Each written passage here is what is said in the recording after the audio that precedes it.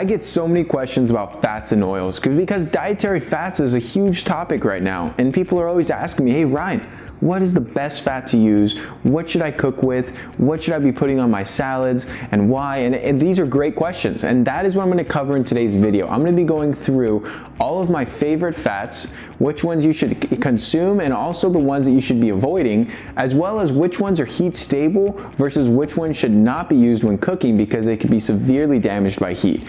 This is very important information because dietary fats are one of the most important macronutrients we need for our cell membranes, our brain health, and all sorts of biochemical processes.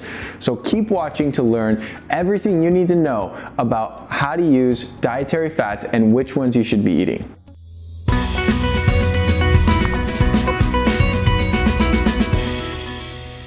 Saturated fats are solid at room temperature, which really reflects their stability.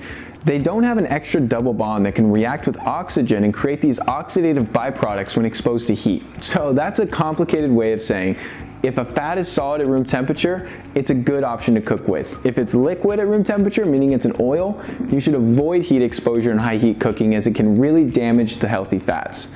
First, we'll start with butter, a classic. Sadly, butter was taken off the table in many American homes due to the corrupt research back in the day, but it's coming back strong, and for good reason. It was replaced by margarine, a toxic trans fat that no one should ever consume that cares about their health. But in reality, grass-fed butter coming from healthy cows is very nutritious and has all kinds of good stuff in it. So that's one of my go-tos. And then there's butter's big brother, which is ghee.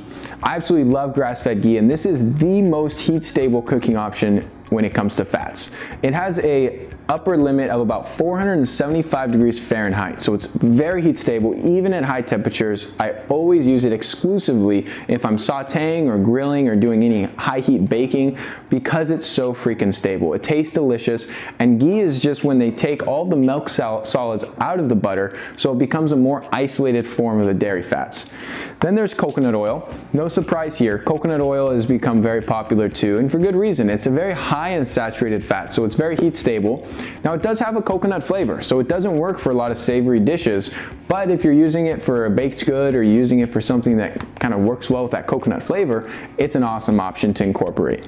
And then I have here some lard. This is what I collected from some of the grease from my heritage breed pasture-raised bacon. And animal fats are very good for us if and only if it's coming from a properly raised animal. There's so much factory farming and these confined feeding lot operations, and the animals are really sick and they create poor quality fats that have an inferior fatty acid profile, and they also contain different toxins that they accumulate through that kind of process. So you always want to go for grass-fed, organic, and also pasture-raised if it's coming from poultry, because then you're ensuring that one, it's going to have better fats, and two, it's just going to be a cleaner and healthier source, plus it's better for the environment. And there's a number of reasons why you want to focus on only properly raised animal fats. Also a heat-stable option. Then we have our oils. These are very healthy to consume, but I wouldn't cook with them. They're not stable at high heat. And first we have olive oil. Olive oil has been prized for decades for its health benefits. It's packed with polyphenols and is great to consume. I put it all over salads, and you could even add it to cooked foods, but wait till you're done cooking, then add your olive oil on top. It is absolutely great, but there's actually a lot of corruption in the olive oil industry. And many of the olive oils sold on grocery store shelves are cut with toxic vegetable oils without ever being disclosed. So it's a huge problem. So you want to make sure you're sourcing a good quality olive oil. And you could go and learn more about this issue at extravirginity.com. They do a great outline of this problem and give you some good brands and companies that are making real high quality olive oil. Then we have walnut oil. Walnuts have a great balance of omega-3 to omega-6 to omega-9 fats. So an excellent fatty acid profile. Again, not heat stable, but I do like to put it on salads and things like that. Very good fat. And then cod liver oil, one of my favorites. I have this stuff every day. I put it in my smoothies, and I know it may sound gross, but trust me guys, it actually tastes pretty good.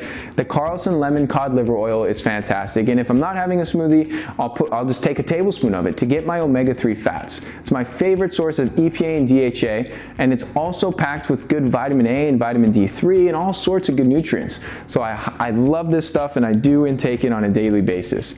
Now there are two other oils I don't have here that I do think are pretty healthy, and that would be avocado oil and macadamia nut oil. The reason I don't have them is because I freaking love avocados and macadamia nuts, and I eat them all the time. So I don't want to consume more of those oils because I'm already getting plenty of those types of fats from the food sources themselves.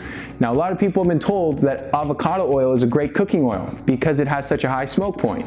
Personally, I don't believe that to be the case. It's still an unsaturated fat, and I don't cook with it. Now, I don't think it's the worst. You may find it's okay for you, but I think it can be damaged when cooking, so I prefer to stick to saturated fats. I hope you enjoyed this video. A couple other quick things on fats to avoid. I'll make it really simple for you. If it's not one of the fats or oils I just outlined, you should probably avoid it. That's all vegetable oils like canola oil, soybean oil, safflower oil, corn oil, all those industrial seed oils you want to just get out of your diet. They're horrible for your health. Any type of hydrogenated fat, Crisco and margarine and all these other terrible fats, we want to just avoid those like the plague. They are destroying your health. And so stick to these fats. They taste way better and they're so good for you. I hope you enjoyed this video. Head on over to livingfit.com and check out our other articles and videos so that you can learn more about how to optimize your health. Thanks for watching.